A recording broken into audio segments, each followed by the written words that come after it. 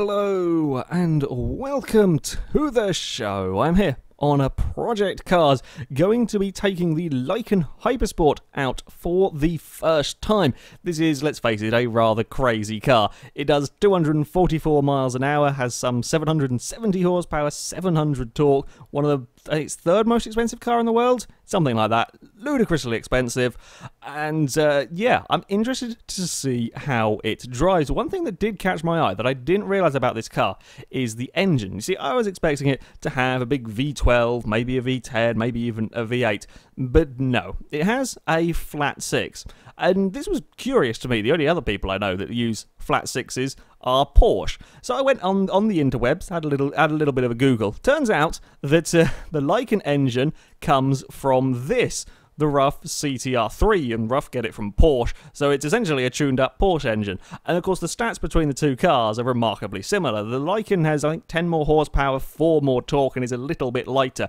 It's a bit quicker at a straight line as well. So very, very similar cars. The RUF, just judging from the looks of it, I'm assuming, has got more drag, hence why it's slower at a straight line. It's got a big wing, it's got aero bits at the front and so on. Probably be a bit easier to drive or handle through the corners, will the RUF. I do like the way the RUF drives, I have to say.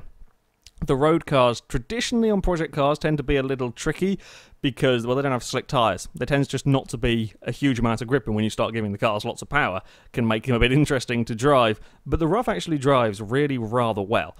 So we're going to have a little bit of a comparison between the two vehicles. I'm going to take the cars around the Cadwell Park GP circuit, a fantastic hot lapping track. It is a real shame that you can only get 11 cars on the grid here. Otherwise, I would do loads of races at this track. It is such a lovely track to drive around, but yeah, you can only get 11 cars on the grid.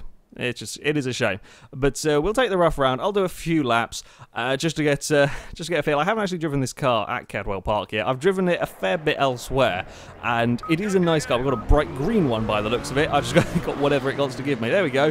We've got a very distinctive RUF here. Okay, we'll go for a few laps. Get a little feel. Get the tyres warmed up. That could be quite useful. Whoa. Nope, not a good way to start. Okay, we may have to be a little cautious on this opening lap. As I said, the track is incredible. It sort of snakes around. We go up, we go downhill. Oh, I got a little bit of a slide just going over the crest there. There's some fast corners at the start of the lap. Don't quite know where to brake in a road car. And there is a very slow technical section towards the end of the lap, which is it's a good place for testing cars. If this was in Forza, it would probably be my default testing ground for cars, because you couldn't ask for much more different quarter types. There is absolutely everything that you could ask a car. There's even a jump.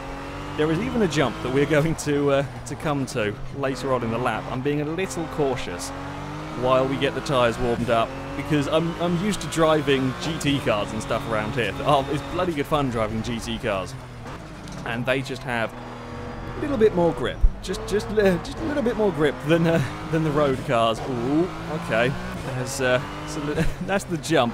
I was a little bit slow over there. You can get some pretty big air time, especially with the Formula. What did I drive? Lotus 98T. That's good fun around here. That's bloody good fun. Chucking that around here, you can get some. Oh no! Curb! Oh dear, we've had a small issue. That's one way to do things. Oh, right. We've slightly bounced it off a hill. It's fine. It's nothing like, I don't know how much this car. I think is it 300,000-400,000 pound car probably. I'm just bouncing it off the cliffs. It's absolutely okay. Right, we're going to brake before the bridge. Certainly in the likes of Formula 1 cars and so on, you're braking far later than that. No, we don't have the grip yet. We're still on cold tyres. I'm not doing particularly well at demonstrating. Well, the good thing about this is often with the road cars, they can either be ridiculously oversteery, ridiculously understeery. I mean, this is just, I'm slightly carrying a bit too much speed into these corners, but I'm not going so wildly out of control. I'm not constantly sideways or constantly understeering either, for that matter. I'm trying to carry speed through here. I think the Formula 1 car is almost flat out around this bit here. We've also got a hell of a lot quicker. But in this, ooh, curbs are dangerous. Keep off the curbs. We don't want to be doing anything silly with them. We'll just get a huge slide. There we go. We've got a tyre warm. This got got to be careful with these first laps. We'll try and get a little bit more airtime over here. Can we get a bit of a jump? A little bit. Yeah, I'm trying to not do anything too stupid as of yet. This is better. This is better. Calm it down through here. Don't get carried away on the curves. They will cause problems. And neatly does it into the final turn. Right, 2 tyres are warm. We'll probably be not this lap that we're going on to now. Probably the next lap will be a half decent one, provided you just remember to brake. It's so easy to get carried away. Driving a car like this, it is so easy to get carried away because it has the speed and has the noise of a GT car. It just doesn't have the grip of a GT vehicle, so it's so easy to get stuck thinking that you're driving a car like that. It is ludicrously quick down here. This is not a particularly long straight. We're doing 155 miles an hour by the time we come to jump on the brakes, and the brakes are good. Don't get me wrong, they're good on this car. It does get stopped well because it just doesn't get stopped as well as a race car. But it has the speed of the race cars. I don't know how fast, I can't remember how fast you get the GT cars, but it's not far off driving this vehicle around here. It's not far off at all. Right, make sure we slow you down. I'm braking a little early, I think, for this turn here, but I am getting at least a good run out of the turn, which is always important. That corner there is horrible. I can't decide if I don't think I want to be flat out through it. Well, I want to be flat out through it. It's more of, will I have the grip the other side if I am? Oh, we actually didn't clatter the floor that time. Over the crest, we didn't sort of, smack the floor. The suspension might actually be happy with us, or at least it won't be trying to murder me next time round. Now we have all lovely warm tyres. We will go for a quick lap, I'm hoping I can get a good lap this time and we don't end up in a hedge. But that lap there wasn't bad. 1:29.0. That's pretty good, I think. I'm not sure what's... oh, pushed it a smidge. I'm amazed you can get away with having a wheel on the grass. I'll be honest. With these cars, it can often end up in trouble. Any vehicle, doesn't matter, road car, race car. Have a wheel on the grass will often see you off the track. But this is dealing with everything that I'm throwing at it. We will try. Oh, I may have slightly locked the brakes on that run. Not ideal.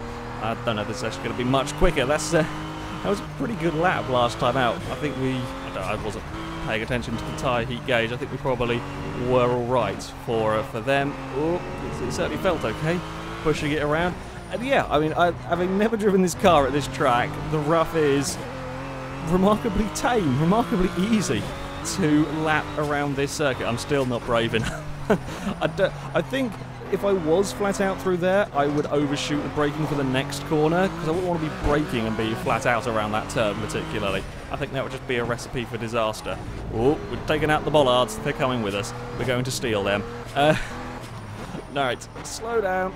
Make that so we may have taken some more out on this lap. Oh, we've got wheel on the curb again. We very nearly... Oh, that very nearly went wrong. Very, very nearly went wrong. But it's going to be a run towards the line. 27.9. There we go. That'll be the benchmark time for the rough. Whoop, and round. Parked all the way across the track.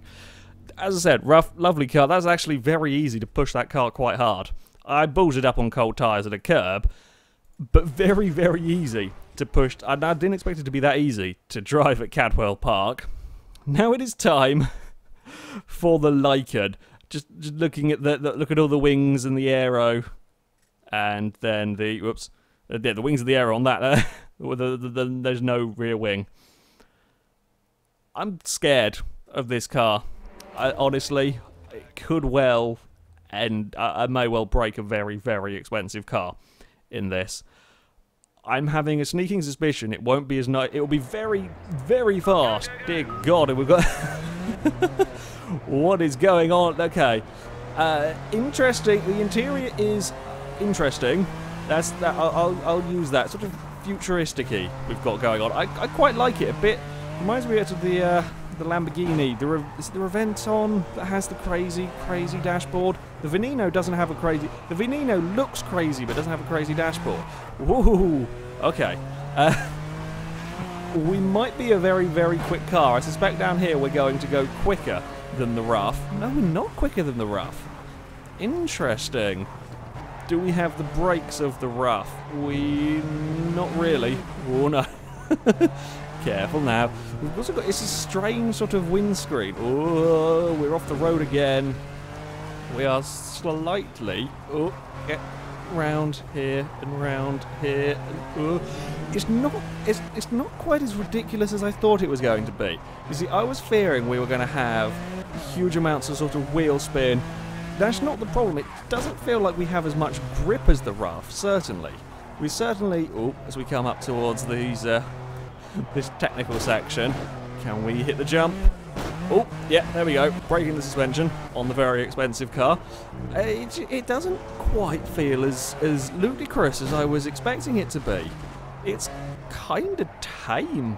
Certainly, okay, yeah, I'm driving it a little cautiously on my first lap with a car, sure, but I don't know, I was expecting there to be manic wheel spin the minute I went near the throttle, and to have nowhere near grip through turns or the brakes be terrible.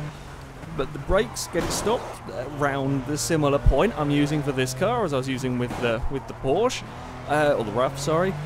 We seem to have similar amounts of grip through the corner, I'll be honest. It doesn't feel like much less... Oh, I wonder what the aero on this car is, where the aerodynamics, the downforce is coming from on this vehicle.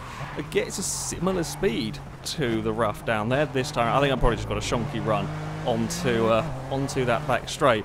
I'm impressed with this car, actually. I was thinking it was going to be a silly, crazy mobile. Okay, we're fine. Oh, they're just about fine. Yeah, I was really sitting there expecting this to be a bonkers car to try and drive around a track like this, and it just isn't. It's just good. I have no doubt if I was being a fool with the throttle, I could get it sliding. Absolutely no doubt that I could. With this much power going to the rear wheels, of course you could.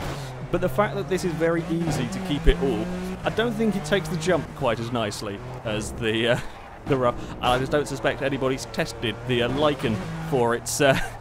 Well, actually, tell a lie. Fast and Furious tested one pretty damn thoroughly with its jumping abilities.